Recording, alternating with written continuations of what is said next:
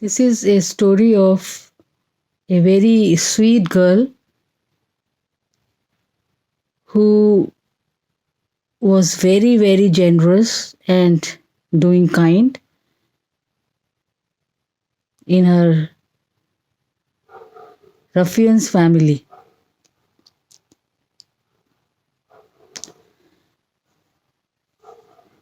When she got married,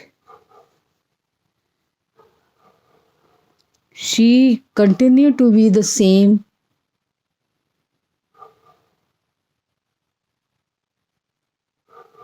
and she never did any tantrums with anybody. It is not necessary that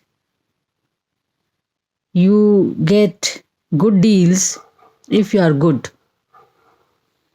And if you do not get good, it is not necessary that this is deliberate. Now, this girl, when got married,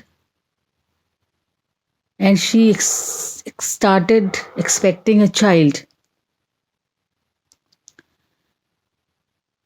what was happening is really astonishing. Her husband, who was a very, very meek, meek and weak kind, still getting the premium treatment in his house through his mother. That is the mother in law of this girl, who was extremely beautiful and high class professional. What she saw and what she was made to do was that whenever the food time come, this man of hers would sit like a lord, and the mother would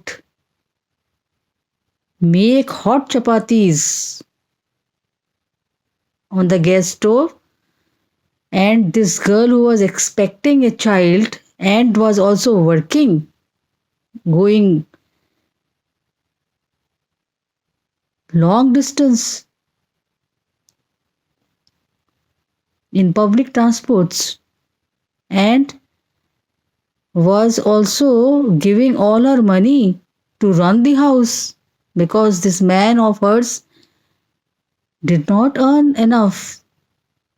You will be surprised that while his initial earnings were hardly 1,000, he was paying a rent of 1,050. Who will meet the other expenses? This little sweet girl. And then the load of serving him.